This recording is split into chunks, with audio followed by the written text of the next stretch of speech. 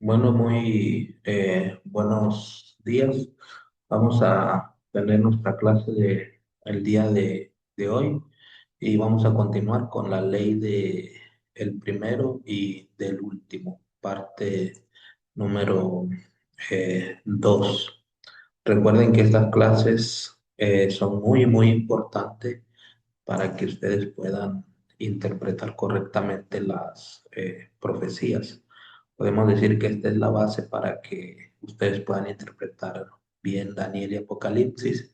Con estas clases ustedes van a poder aprender y entender las profecías como Daniel 11, el rey del norte, el rey del sur, Apocalipsis 17 o los sellos, las trompetas, que podemos decir es la parte más difícil. Recuerden ustedes que la ley del primero y el último está relacionado con la ley de la repetición y la ampliación. ¿Por qué? Porque en el caso de el último, ahí es donde viene la repetición, pero en la repetición viene la ampliación. Entonces, la ampliación proviene de la repetición y la repetición repite aquello que es mencionado primero. Por eso es que está relacionado, porque cuando se repite, se amplía. Lo que llamamos ampliación es lo último. Y entonces, en la repetición se menciona lo primero, que sería bueno, la ampliación sería lo último y la repetición sería lo primero. Por eso es que va relacionada a esta ley del primero y el último y repetición y ampliación. Lo mismo sucede con literal y simbólico o local y espiritual. Entonces, la ampliación y la repetición se encuentran en la última mención. Es en la última mención que las cosas son ampliadas en su sentido más amplio y es allí donde ocurre la última repetición. Entonces, miren, estos principios que nosotros hemos visto, la ley de la repetición y ampliación, lo literal, lo local y lo mundial, lo literal y lo simbólico, todas estas repeticiones, perdón, todos estos principios tienen podemos decir, están como ligadas o no podemos nosotros, por ejemplo, decir, vamos a hablar solamente de la ley de lo literal y lo simbólico. Y entonces dejar a un lado lo que es local, mundial, primero, el último, repetición, ampliación, no, todo va, se tiene que ver todo junto. Por eso es que, si ustedes se han dado cuenta, en cada uno de los principios se vuelven a repetir Babilonia, Roma literal, Roma espiritual, Babilonia literal, Babilonia espiritual, Jerusalén literal, Jerusalén espiritual. Pero en cada uno de los principios, aunque se repiten los mismos símbolos, se va ampliando. Esto es muy importante porque vamos ampliando, no es de que vimos lo literal y lo local y ahora vamos a ver el principio, el primero y el último y vamos a tocar a Babilonia y a Jerusalén y vamos a decir lo mismo, ¿no? En cada principio bíblico va habiendo una ampliación, por eso es que la ley de la repetición y ampliación es muy importante y está en todas las profecías de Daniel y de Apocalipsis. En la Biblia todas las leyes de interpretación se encuentran en una espléndida unión en el libro de Apocalipsis. Ahí es donde nosotros encontramos todas las leyes de la interpretación. Encontramos la ley de lo literal y lo espiritual o simbólico. Encontramos la ley de lo que es geográficamente local, geográficamente universal. Encontramos la ley de la repetición y ampliación. Encontramos la ley del tipo y el antitipo. Encontramos la ley del primero y el último. Todo ahí en el libro de Apocalipsis. El uso de números, colores, el significado de nombres, la ley del tipo, del antitipo, el principio de lo mundial simbolizado por lo local, las leyes de la repetición y ampliación del primero y del último. Todas estas leyes y principios que gobiernan la interpretación de las escrituras aparecen en otras partes de las escrituras y son empleadas en el Apocalipsis para revelar a Cristo. Entonces, ¿cuál es el propósito de todas estas leyes? La revelación de Cristo. ¿Ok? A eso nos llevan estas leyes, porque, por ejemplo, estamos tocando Babilonia literal y Babilonia simbólica. En la literal es local, en la simbólica universal. ¿Y cuál es el propósito? De que así como Cristo liberó a su pueblo de la Babilonia literal, va a liberar a su pueblo de la Babilonia espiritual. ¿Cuál es el propósito? Así como Cristo cuidó a su pueblo en la Babilonia literal, va a cuidar a su pueblo en la Babilonia espiritual cuando sean perseguidos. Entonces, el propósito siempre es Cristo. Y miren, tenemos el caso de Jesús. ¿Qué dice Jesús hablando de la ley del primero y el último? ¿Y por qué estas leyes son tan importantes? Miren lo que dice Jesús en Apocalipsis. Él dice, Ego to alfa, yo soy el alfa. Esta es la última letra del, perdón, la primera letra del abecedario griego. El alfa es la primera, ¿ok? Por eso dice, yo soy el alfa y la omega. Omega es la última letra del abecedario griego. Y entonces dice, el principio, protos, el principio y eschatos, o eschatos, y el último, G, arge, el primero el primero, bueno, no, es Hatos es fin, ¿ok? Sí, aquí es yo soy el principio y el fin, ¿ok? Ahora fíjense, ¿cuántas repeticiones lleva Cristo? Alfa y omega. Alfa, primera letra, omega, segunda. En español, Jesús está diciendo aquí, en yo soy el alfa y el omega, soy el primero y el último. Luego, otra vez en el mismo versículo dice, ho protos es, yo soy, aquí es el principio y el último. Dos repeticiones ya, otra vez el primero o el último, solo que este es el principio, ¿ok? Y luego arge, el primero, y telos, el último. Miren, esta palabra es muy importante, bueno, pero ahorita se la voy a explicar. Entonces, ¿cuántas veces está repitiendo aquí Cristo el principio del primero y el último? Tres veces. Aquí, alfa y omega, una vez. Principio y último, dos, perdón, principio y fin, dos veces. Y primero y último, tercera vez.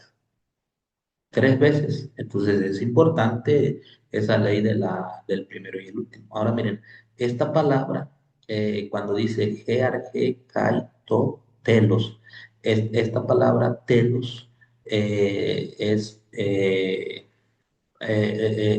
último, ¿ok? Aquí, último. O lo final, pues, lo final. Pero esta palabra tiene en griego. Acuérdense ustedes que las palabras en griego tienen más de un significado. Entonces, esta palabra no solamente significa fin o último, significa también el propósito, la cúspide, lo máximo. Entonces, esta palabra telos no la debemos de entender nosotros como cuando nosotros decimos fin y ya se terminó. No, aquí con esta palabra no tiene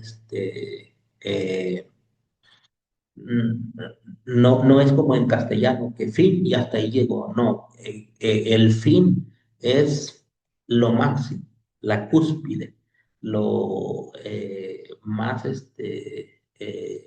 lo que sigue, pues es, en otras palabras, el propósito, no es de fin de final, ¿ok? Eh, en español, ¿qué ejemplo podemos poner para que ustedes lo entiendan? Por ejemplo, a ver, vamos a ver este ejemplo.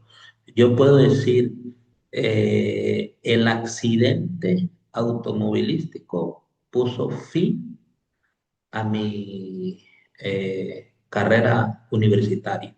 Hasta ahí llegó, porque me accidenté. Fin de que hasta ahí terminó. Ese es en el castellano. Pero yo puedo decir también, yo viajé a Europa con el fin de estudiar. Entonces ahí estoy hablando de la misma palabra fin, pero no de final, sino de propósito.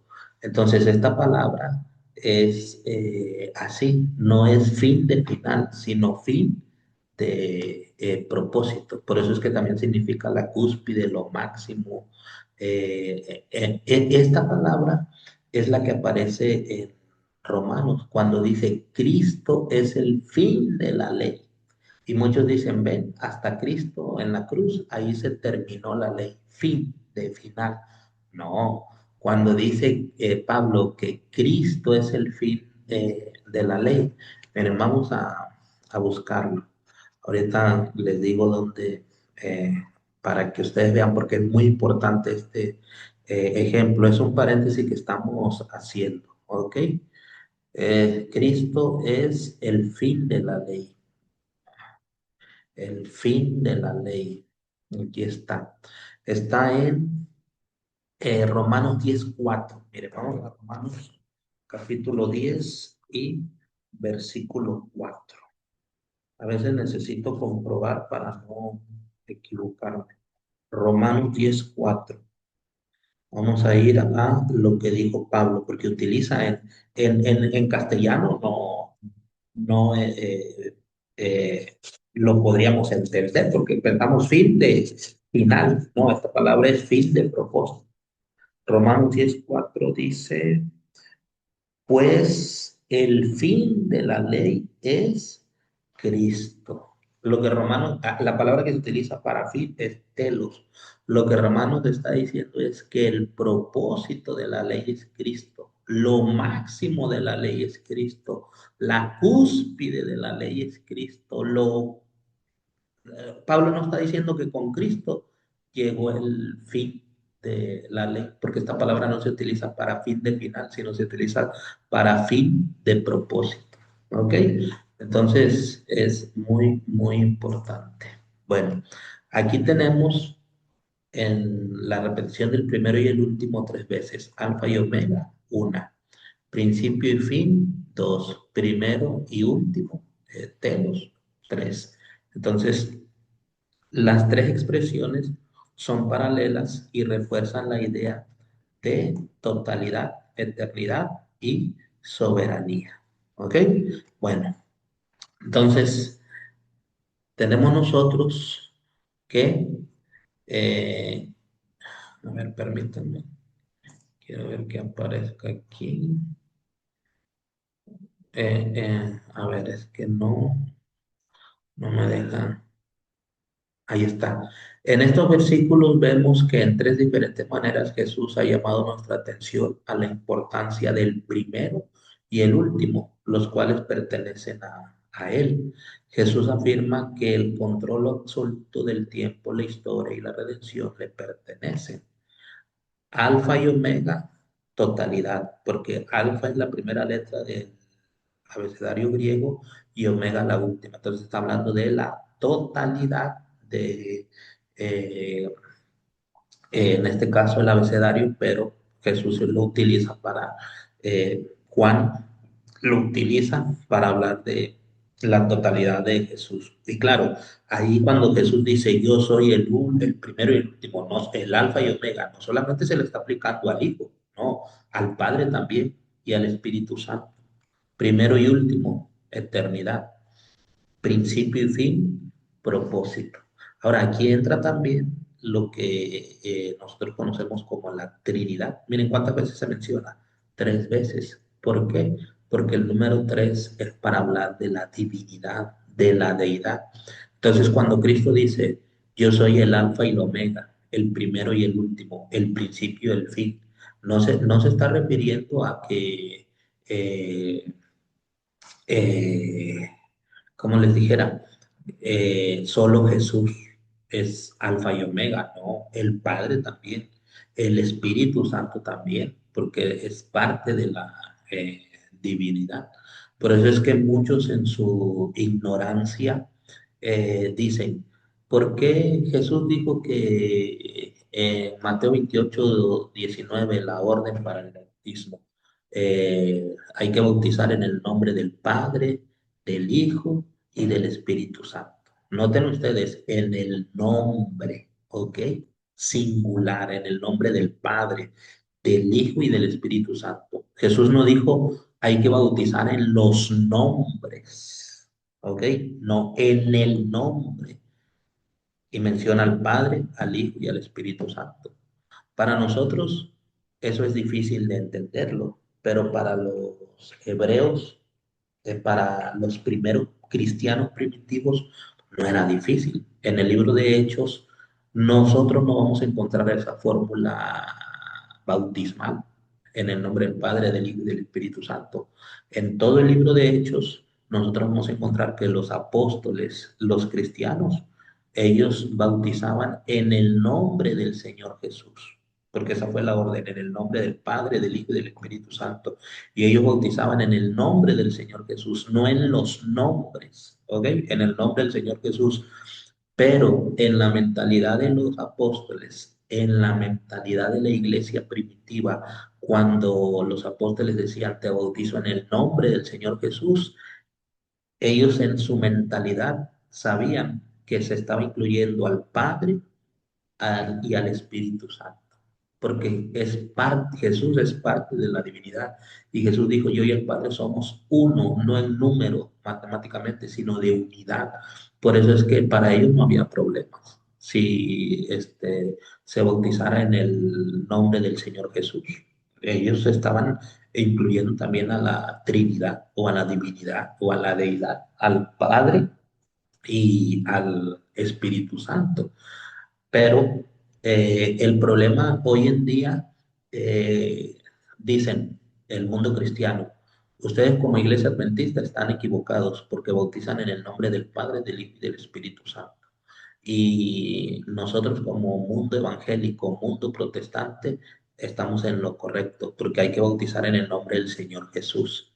Entonces la pregunta es, bíblicamente, ¿quiénes están equivocados? Ninguno de los dos. Nosotros como iglesia adventista bautizamos en el nombre del Padre, del Hijo y del Espíritu Santo. No hay ningún problema. Estamos incluyendo a la divinidad, a la deidad. Ellos dicen bíblicamente, no en el pensamiento de ellos, bíblicamente dicen, no, nosotros bautizamos en el nombre del Señor Jesús. No hay ningún problema. Porque al bautizar en el nombre del Señor Jesús, estamos incluyendo al Padre y al Espíritu Santo. Entonces, la pregunta surgiría, hoy en día, si alguien en la iglesia adventista llegara a ser bautizado y se bautiza en el nombre del Señor Jesús, te bautizo en el nombre del Señor Jesús, la pregunta sería, ¿es bíblico ese bautismo? Claro que sí, porque al invocar al Hijo, estamos también incluyendo al Padre y al Espíritu Santo. Entonces, el problema no es que nosotros como iglesia estamos equivocados o ellos están equivocados al bautizar en el nombre del Señor Jesús. No, el problema está en que decimos que la Biblia dice que para el bautismo es la fórmula trinitaria y Hechos dice que es solo en el nombre del Señor Jesús. Es lo mismo. Si tú bautizas en el nombre del Padre, el Hijo y del Espíritu Santo, o bautizas en el nombre del Señor Jesús, es lo mismo. Ahora, hoy en día la pregunta es, ¿por qué nosotros como iglesia no bautizamos en el nombre del Señor Jesús, porque no estamos preparados nosotros en entender esos conceptos de que si nosotros hacemos algo en el nombre del Señor Jesús, estamos incluyendo al Padre y al Espíritu Santo, porque Jesús dijo, yo y el Padre uno somos. Jesús dijo del Espíritu Santo que Él y el Espíritu Santo en función cumplen la misma función. Por eso dijo, yo voy a enviar otro consolador. Pero cuando se dice otro, no se está hablando de que es Jesús mismo, no es otra persona, pero con las mismas funciones. Entonces el problema radica en nuestra mentalidad que la tenemos formateada en castellano y nuestra mentalidad tiene que estar formateada en el pensamiento hebreo bíblico. Bueno, vamos adelante porque esto nos eh, tiene que eh, tenemos que avanzar en la clase. Es imposible comprender el libro de Apocalipsis sin antes conocer y entender los libros que lo preceden en las Sagradas Escrituras.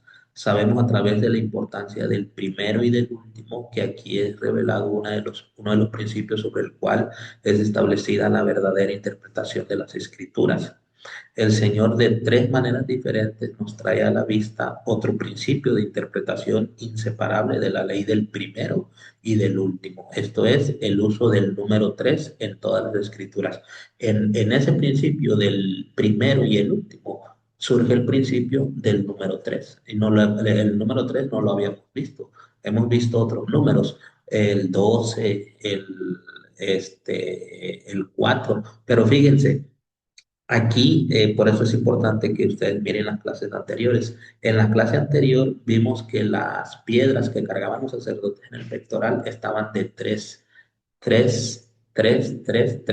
por 4 12. Entonces, no es de que, nada más se le ocurrió a Moisés que 3 por 4. No, es que el número 3 indica la divinidad, la deidad. Ahí en ese número está el Padre, el Hijo y el Espíritu Santo. En lo que usaba el sacerdote, lo que estaba diciendo es, quien va a dirigir la obra de salvación pues sí, es el sacerdote aquí en la tierra, pero él no puede salvar. Quien salva es el Padre, el Hijo y el Espíritu Santo. Él no puede perdonar pecados. Quien perdona pecados es el Padre, el Hijo y el Espíritu Santo. Por las tres piedras que traían ahí, de 12, pero de tres por cuatro, 12. Entonces, un completo entendimiento de las profecías de la Biblia nos llega solo cuando aplicamos no meramente su doble, sino que su triple aplicación. Acuérdense que hay profecías que tienen triple cumplimiento, ¿ok? Un estudio del primero y del último en conjunto con otras leyes de interpretación deja este hecho muy claro. Jesús, el primero y el último, es el revelador de la Trinidad. ¿Quién revela a la Trinidad en Apocalipsis? Cuando Jesús dice, yo soy el primero y el último, el alfa y la omega. Jesús está revelando al Padre y al Espíritu Santo. Así que si una persona dice, te bautizo en el nombre del Señor Jesús, no. El problema de ellos, fíjense bien, el problema del mundo evangélico, para nosotros, si bautizáramos a alguien en el nombre del Señor Jesús, no hay ningún problema porque estamos incluyendo al Padre, al Hijo y al Espíritu Santo. Pero ellos, al bautizar solo en el nombre del Señor Jesús, el mundo evangélico, el mundo protestante, al hacerlo solo en el nombre del Señor Jesús, ellos están dejando fuera al Padre y al Espíritu Santo.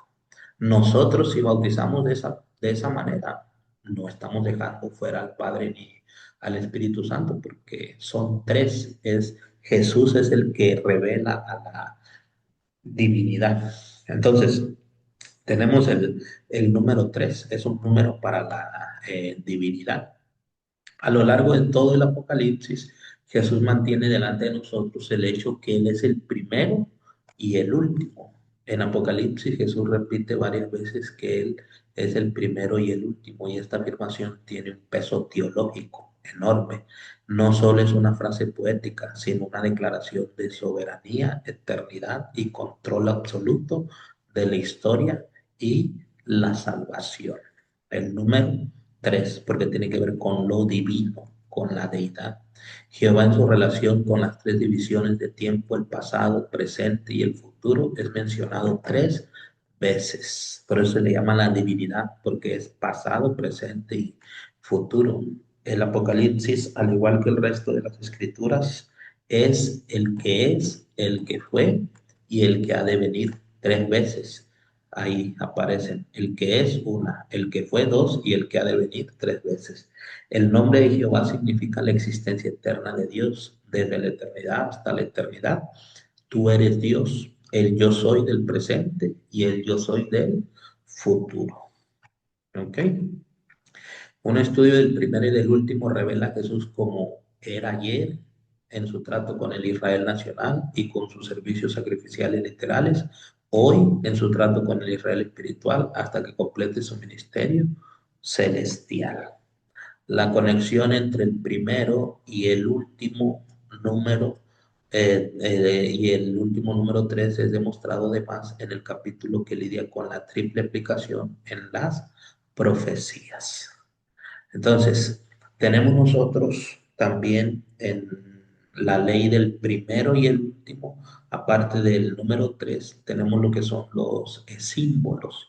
Por ejemplo, aquí este primero, aquí es el primero, altar de sacrificio, y lo último, la cruz. El primero, aquí en la ley del primero sería el corderito y el último, Cristo Jesús, que representaba el corderito. Entonces, todo esto del santuario tiene esa ley del primero y el último. Aquí, la mesa de los panes, primero los panes y el último, Cristo Jesús. Acá, candelabro, primero la luz y el último, Cristo Jesús. El aceite, primero el Espíritu Santo, último, primero, último. Entonces, todo aquí está, todo en el santuario. De paso, la clave para poder entender Daniel y Apocalipsis es los símbolos. Y su servidor tuvo que llevar una clase en la maestría que estoy haciendo en literatura apocalíptica, una clase que dura entre 10 o 11 meses solo de símbolos. Y en esa clase, una clase fue solo del santuario y otra clase, hablando de los símbolos, solamente de los símbolos de las parábolas, porque las parábolas están en símbolos. Entonces, ya iban dos clases, solo de símbolos, una con el santuario y otra de parábolas. Y luego tuve que llevar otra clase de símbolos en el Antiguo Testamento y otra clase de símbolos en el Nuevo Testamento. En total tuve que llevar cuatro materias de los símbolos, pero ahí está la clave para entender Daniel y Apocalipsis, en los símbolos. ¿Por qué? Porque son libros que fueron Apocalipsis, su lenguaje es, podemos decir, un 99.9% de símbolos. Entonces es muy importante los símbolos. Y ahí también aparece la ley del primero y del último. Todos los símbolos bíblicos poseen alguna cosa literal, familiar en su base. Son mencionados primeramente de una manera literal o natural, mientras que en su segundo o doble aplicación son aplicados simbólicamente o espiritualmente. La doble aplicación empleada en todo el Nuevo Testamento no está colocada de la misma manera literal y nacional como la primera mención. Acuérdense que la doble aplicación se da en lo que nosotros vemos como el Nuevo Testamento, pero no lo debemos entender de manera literal. Ya vimos lo literal y lo simbólico. Antiguo Testamento literal, Nuevo Testamento simbólico. Y entonces, aunque tenga su doble aplicación del primero y el último no lo tenemos que entender de manera nacional como en la primera mención. Y ese es el problema de los futuristas, que lo último lo entienden como si fuera literal en la primera mención. Para ellos Babilonia, Jerusalén, el literal en el Antiguo Testamento, y si se menciona Jerusalén, porque se menciona en Apocalipsis, para ellos es el Israel nacional. Si se mencionan las 12 tribus, para ellos las 12 tribus nacionales, ¿no? Ya en lo que es la doble aplicación, ya no es nacional como en la primera mención. Al no hacerle caso a este principio, han sido enseñados los errores relacionados con los judíos literales y con Palestina. Es lo que estamos enfatizando. Eh, no toman en cuenta este principio. Por ejemplo, miren, hablando de la ley del primero y el último y los símbolos. Miren lo que dice 1 Corintios. El primer hombre, Adán, fue hecho persona. Aquí está Adán en el griego. Aquí está hablando de Adán literal, del jardín del Edén. ¿Ok? Fue hecho persona. ¿Ok? Aquí dice sujeto, pero esta palabra sujeto se ha traducido mal en el castellano, se le da la de alma, ¿ok? Así se traduce como alma. Y en el hebreo es nefesh, que significa persona. Suje en el griego y nefesh es persona, no alma, ¿ok? Entonces dice, el primer hombre Adán fue hecho persona, es lo que está diciendo, o sea, forma humana viviente, ¿ok? Sosana. Y entonces dice, el último Adán es Jatos, es el último. Aquí Adán es Cristo. Entonces, miren, aquí el primero es el literal y el a segundo Adán es Cristo. Podemos decir en la ley del primero y el último, el Adán literal del jardín del Edén, primero, y el último, Cristo. Ahora dice y el último para neuma, ¿ok? Neuma, esta palabra tiene muchas traducciones. Esta palabra de aquí viene viento, soplo, y es una palabra que significa primeramente viento, porque de ahí viene la palabra neumático. Ahora, ¿por qué significa viento, aire, esta palabra? Porque es una palabra para describir al Espíritu Santo, es una palabra para describir las visiones, es una palabra para describir la mente. Por ejemplo, el Espíritu Santo, el viento, lo sentimos, pero no lo vemos. Así es, el Espíritu Santo existe, pero nosotros no lo vemos. Las visiones, cuando el profeta estaba en visión, pues él estaba viendo, pero nosotros no podíamos ver o no podemos ver lo que el profeta está viendo. Para la mente, porque nosotros tenemos un cerebro, una mente, pero yo no me puedo meter a la mente de otra persona para saber lo que está pensando.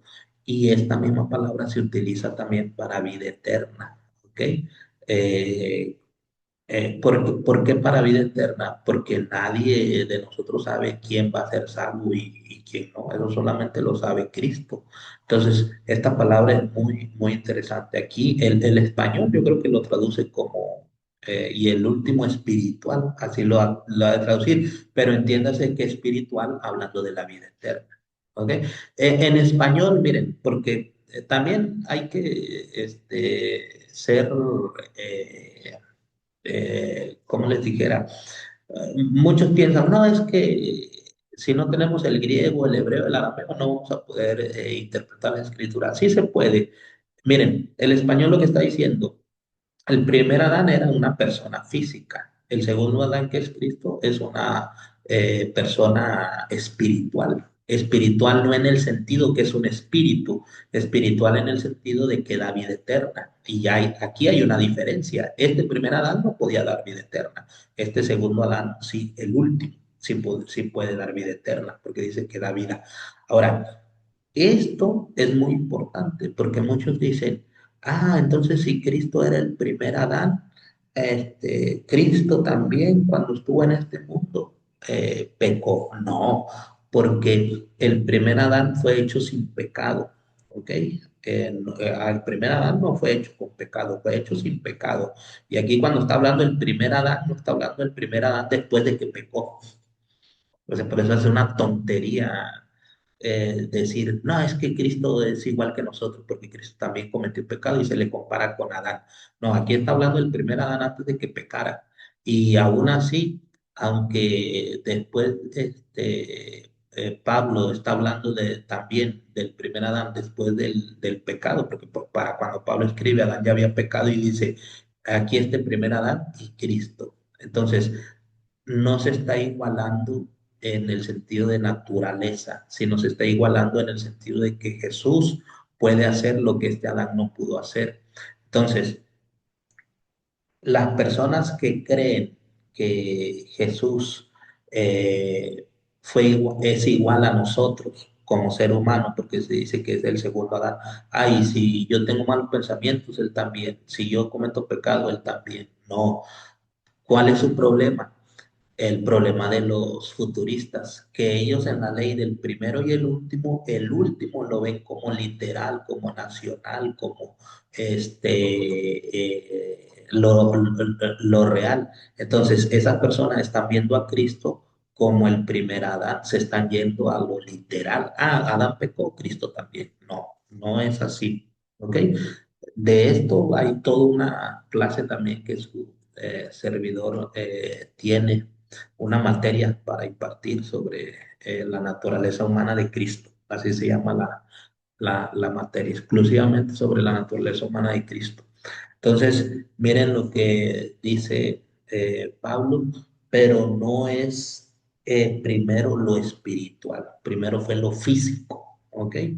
Lo espiritual hablando de Adán, Adán no tenía eso, sino lo natural, ¿ok? Sino lo natural, ¿cuál es? El ser humano. Y luego lo espiritual o la vida eterna. Aquí sí se traduce, se puede traducir. Aquí no podemos, porque hay que darle elegancia. Por eso es que una palabra tiene más de un significado. También significa neuma, espiritual, y significa Espíritu Santo, y significa mente, significa persona, significa viento. Pero aquí no podemos nosotros traducir, pero no es primero el viento, o no es primero el Espíritu Santo, o no es primero el cerebro.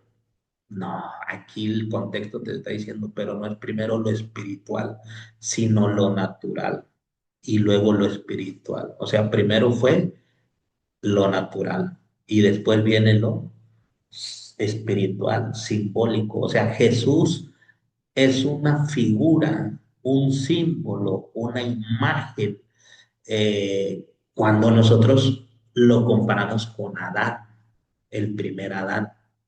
De esa manera lo debemos de, así lo está presentando la Biblia, ¿ok? Porque si yo digo, ah, es literal, entonces como el primer Adán, ah, Cristo también pecó. No es un símbolo, una figura en este texto. Ahora, con eso de que es un símbolo, una figura, no estamos diciendo que Cristo no es real, no, no. Acuérdense lo que yo les he dicho en los símbolos. Una bestia no es que literalmente sea una bestia, no, se está utilizando un símbolo del dragón para hablar de Satanás, pero no es que Satanás sea un dragón, es el símbolo solamente, la figura. Lo mismo pasa con Jesús, o sea, es un símbolo, una figura del primer Adán, pero el segundo Adán, que es Jesús, es mucho mejor, porque el primer Adán era natural y el segundo ya es el que da vida eterna. Pablo usa la tipología para referirse a Jesús. El primer Adán se refiere a Adán de Génesis 2:7 y el último Adán es una forma en que Pablo llama a Jesús. ¿Ven? Una forma mostrando que Él trae vida espiritual, o sea, vida eterna, en contraste con la vida terrenal de Adán. Jesús no solo recibe vida, sino que da vida, es vida vivificante. Entonces Jesús reemplaza la función de Adán, pero a nivel espiritual. Él no solo recibe vida, sino que da vida a otros, especialmente a los creyentes mediante la resurrección. Establece el contraste entre vida terrenal, que era limitada para Adán, y vida eterna en Cristo. De eso está hablando, no de que, ah, así como Adán pecó, Jesús también. Hay que, bueno, yo a veces digo que las personas que salen con esas ideas, pues ¿qué podemos decir? Necesitarían estudiar más la Biblia, porque no es nada más de que yo voy a enseñar y no. Para enseñar tienes que primero, pues, pedirle al Espíritu Santo que te ayude a entender y comprender. Dos, pues tienes que prepararte mucho académicamente. Y hay personas que dicen, no, yo para enseñar no necesito estudiar licenciaturas, maestrías, doctorados. Entre más preparado estés, mejor le sirves a Cristo y mejor va a ser la enseñanza. Bueno, Pablo utiliza la tipología de Adán, es un tipo, pues. Cristo, Adán y luego Cristo para explicar la resurrección y la superioridad de la vida espiritual sobre lo natural. ¿Ok? Ahí está, to neumaticón, lo espiritual, refiriéndose a la existencia glorificada, transformada en Cristo, vida eterna. Cuando se habla de lo espiritual en Cristo es para dar vida eterna. No se da primero, es posterior a la vida natural. Claro, hablando después del pecado, porque si hablamos antes del pecado, eso ya existía, lo de la vida eterna. Entonces, con Adán se menciona todo su psicón, lo natural. O, fíjense, esta palabra viene de aquí viene la palabra psiquiatra, psíquico, ¿ok? Su psicón, de psíquico, o sea, de la mente, de la persona. En el griego suje, de aquí viene también la palabra suje, que es vida terrenal o fuerza vital.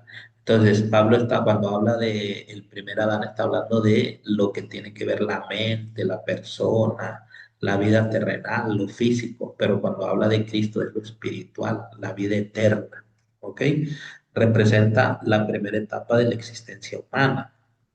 En conexión con su mención del primero y el último, Pablo llama nuestra atención al principio que gobierna el empleo de las interpretaciones espirituales.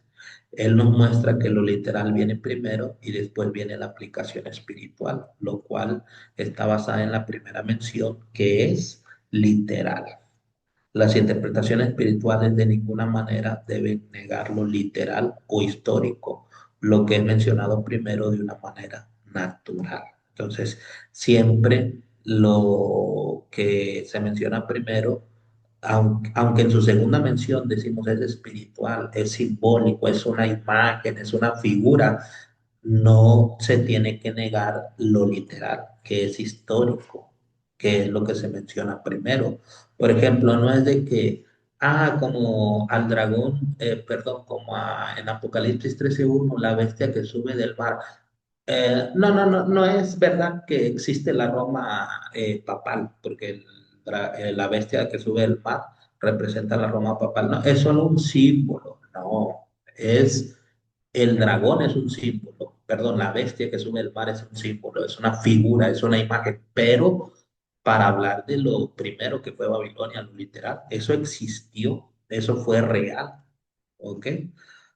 La literalidad del pasado tiene que ser el sólido fundamento sobre el cual descansa la interpretación espiritual. Por eso es importante lo primero. Se tiene que tener cuidado en dividir correctamente la palabra de verdad. Hay un lugar para lo literal o histórico, aquello que he mencionado primero, registrado en el Antiguo Testamento. Y miren lo que dice el testimonio para la iglesia. Hay un lugar para la aplicación espiritual en esta era del Espíritu Santo. ¿Cuál es la era del Espíritu Santo? El Nuevo Testamento. Eso no quiere decir que no existía en el Antiguo Testamento el Espíritu Santo, claro que sí. Todo el Antiguo Testamento lo menciona, pero la función por la que Cristo vino a cumplir aquí a esta tierra se la dejó al Espíritu Santo. Entonces, en los días del Israel literal, las cosas estaban en una base literal, local, nacional. La dispensación de lo literal y nacional terminó cuando Jesús vino literalmente y visiblemente a los judíos literales en el país literal de Israel. Su muerte en el Calvario terminó con los servicios sacrificiales típicos. Ahí se terminan todos los símbolos del santuario. Esto fue mostrado cuando el velo del templo fue rasgado en dos desde lo alto hacia abajo. Entonces las ofrendas del templo, la ciudad, la nación, las promesas literales del Israel desaparecieron con los sacrificios antiguos y los escritores del Nuevo Testamento reinterpretan todo esto de manera espiritual, universal, aplicándolo al Israel espiritual. En el Antiguo Testamento el culto, el templo, los sacrificios, las ciudades, las promesas tenían un significado literal para Israel, pero ya en el Nuevo simbólico, espiritual. Israel ya es en el Nuevo Testamento la iglesia. Cuando estos ritos y reestructuras fueron cumplidos y completados en Cristo, su función literal terminó. Muchas veces me han preguntado, pastor, ¿y por qué nosotros como iglesia no seguimos lo que las fiestas ceremoniales, los sábados ceremoniales, la luna nueva, todo lo que se realizaba con el Israel literal? Uno, porque ya nosotros no somos el Israel literal, somos el Israel espiritual. Dos, porque todas esas fiestas, ceremonias, sábados, luna nueva, sábados ceremoniales, apuntaban a lo que era la venida del Mesías. Eran un anuncio, ¿ok? Era un anuncio. Entonces, ¿por qué ya no lo hacemos? ¿Qué caso tiene que nosotros sigamos anunciando a lo que ya tuvo su cumplimiento? Eso es como, por ejemplo, que ustedes digan, a ver, estamos ¿qué? 1 de febrero.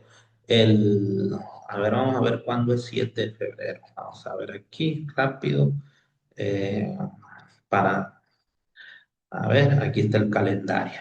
Bueno, el sábado es 7 de febrero, sábado 7 de febrero. Hagan de cuenta que desde hoy a ustedes les llega un anuncio.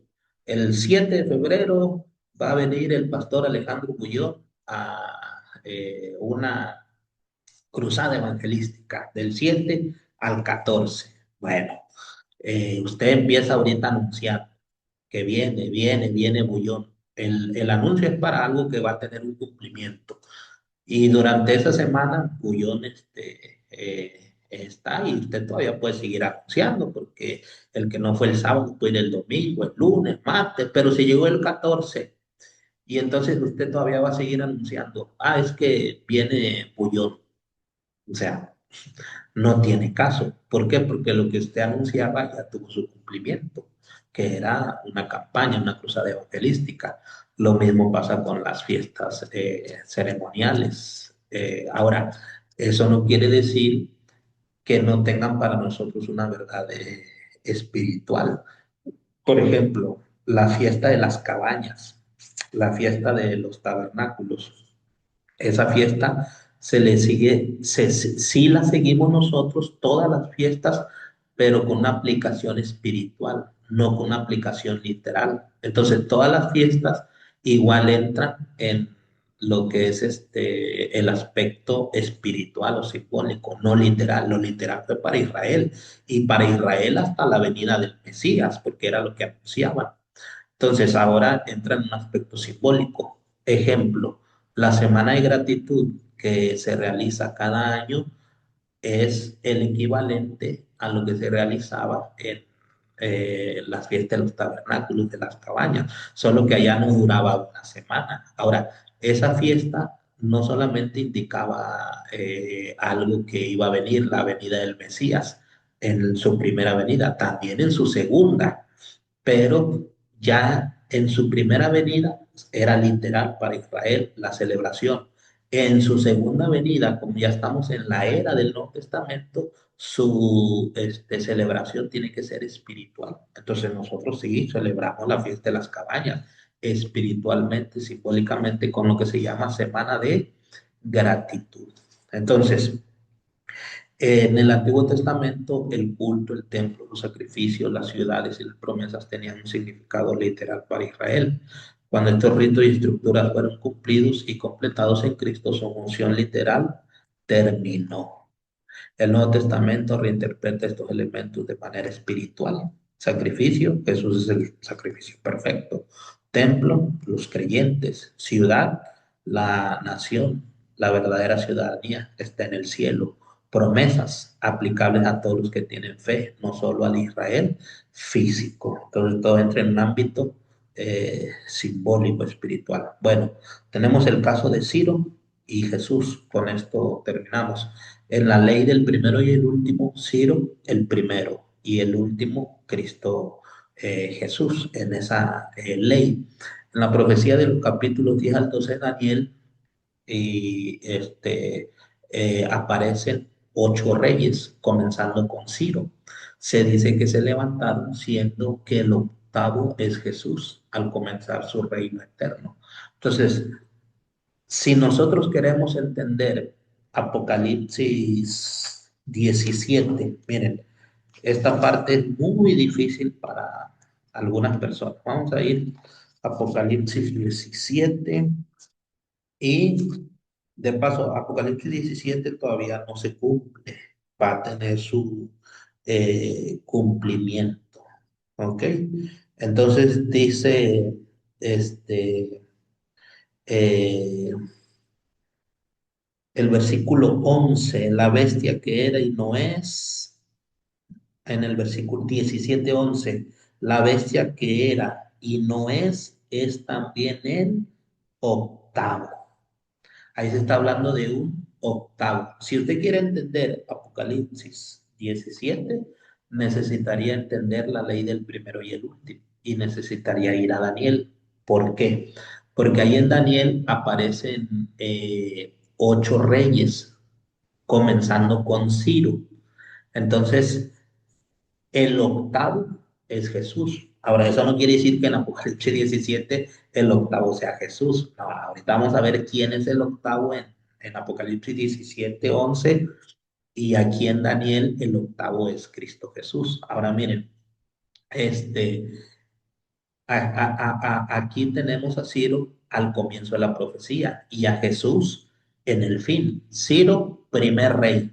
La pregunta es, ¿y cuáles fueron los otros 6 reyes? Con Ciro serían 7, pero Ciro es el primero y el octavo es Cristo. Entonces aquí tenemos la ley del primero, que es Ciro, y el último, que es Cristo. Entonces, ¿qué está queriendo decir?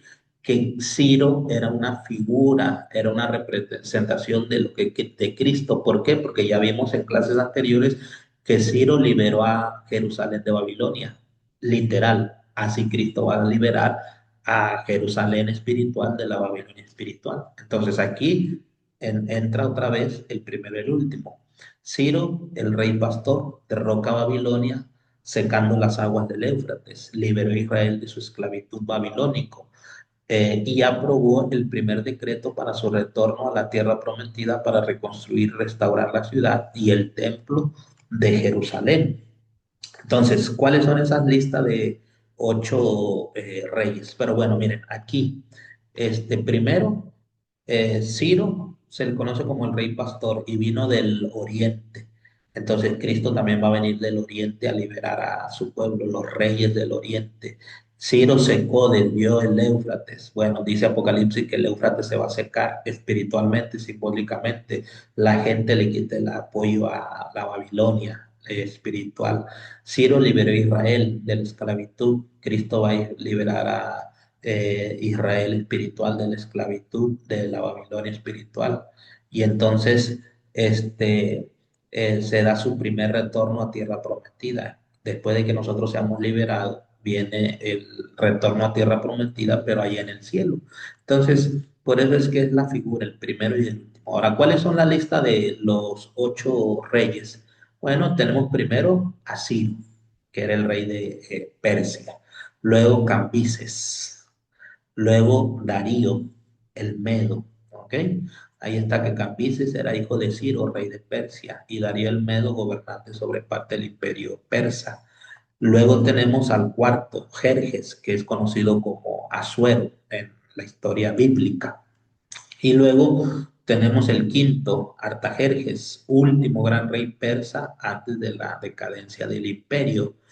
Y el último sería Alejandro Magno. Ahora, fíjense bien, no estamos diciendo que Alejandro Magno es un rey persa, no, estamos diciendo que se está utilizando la figura del primero y el último para decir, desde Ciro con los medos y los persas iban a pasar 6, 7 reyes y entonces iba a venir el octavo, que es Cristo Jesús. Ahora, ¿qué está diciendo? Que iban a pasar esos reyes en la historia universal, en la historia bíblica, y el octavo iba a ser Cristo. Ahora, Alejandro Magno no pertenece al imperio de los medos y los persas. Él era de Grecia, pero después de Medo Persa, en el escenario profético está está Grecia con Alejandro Magno. Entonces el número 6, Alejandro Magno. Y el número 7, el imperio de Alejandro Magno se divide en dos. Este, en el norte con Seleuco y en el sur con Ptolomeo. Y entonces esos dos reyes pues siguen haciendo un solo reino porque son de Grecia, del reino de Grecia. Entonces ahí tenemos a los 7 reyes, 5 de los medos y los persas y 2 de la dinastía helenística de Grecia. Y entonces Jesús, el Rey eterno, que establece el reino de Dios cumpliendo la profecía de un gobierno eterno y perfecto. Entonces, los 7 primeros representan reyes históricos y políticos reales. El octavo no es un rey terrenal, sino el rey mesiánico que inauguró el reino eterno de Dios. Esto conecta la historia pasada con la esperanza futura. Por eso yo les he dicho aquí en clase, aunque hoy en día se está haciendo lo que es el nuevo orden mundial, eso se está llevando a cabo, no lo podemos negar. Pero proféticamente eso no ocurre, porque la profecía nos está diciendo que el octavo rey va a ser eh, el reino de Cristo. Y ese sí va a ser el nuevo orden mundial, el nuevo orden cósmico, el reino de Cristo. ¿Por qué? Porque acuérdense ustedes que el séptimo, el número 7 son los reyes del norte y del sur. Y luego en Daniel 11 a Babilonia. Literal, perdón, la Babilonia espiritual o simbólica, la Babilonia escatológica se le conoce como los reyes el rey del norte. Entonces, después de ese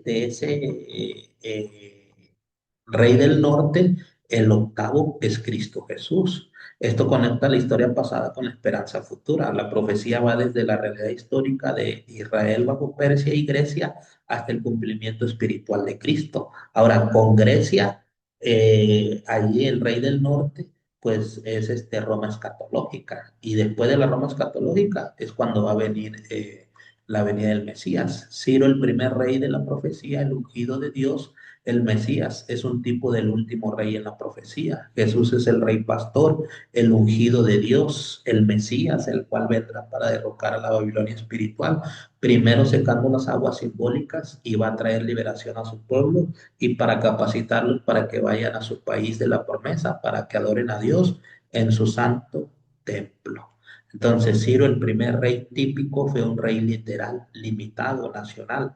Jesús es el último rey o antitípico, es el rey espiritual, limitado ilimitado en poder y gloria. El último o el antitipo se repite en un sentido espiritual mundial de aquello que fue literal y nacional en relación con el primero. Así como los primeros reyes fueron literales y nacionales, el último en su cumplimiento literal y universal. Ahora, rápido, en Apocalipsis 17:11, qué fácil es entender cuando tenemos ese principio del primero y el último. Miren, la bestia que era Roma papal y no es porque está herida, es también el octavo. O sea, dice es también el octavo. Así que el octavo es la Roma escatológica. Y entonces dice, y es uno de los 7 y va a perdición. ¿Qué es lo que está haciendo Satanás? Satanás dice, como Cristo es el octavo rey, yo le voy a hacer ver a el mundo que el octavo es el que va a gobernar a nivel mundial y que es el que va a hacer un nuevo orden mundial. Pero dice Cristo en el Apocalipsis 17:11, ese octavo, que es la Roma escatológica o la imagen de la bestia, va a ser destruido. El octavo que va a permanecer es el de Daniel, que es el reino de Cristo. Entonces, esto nos recuerda que todo lo temporal y terrenal apunta a Cristo y que nuestra esperanza no está en reinos humanos. Así que no estemos pensando en un nuevo orden mundial en esta tierra porque no va a suceder, sino en el reino eterno de Cristo que abarca todas las naciones y trasciende el tiempo. Bueno, Jehová te bendiga y te proteja. Haga resplandecer Jehová su rostro hacia ti y tenga gracia contigo. Gracias y Dios les bendiga.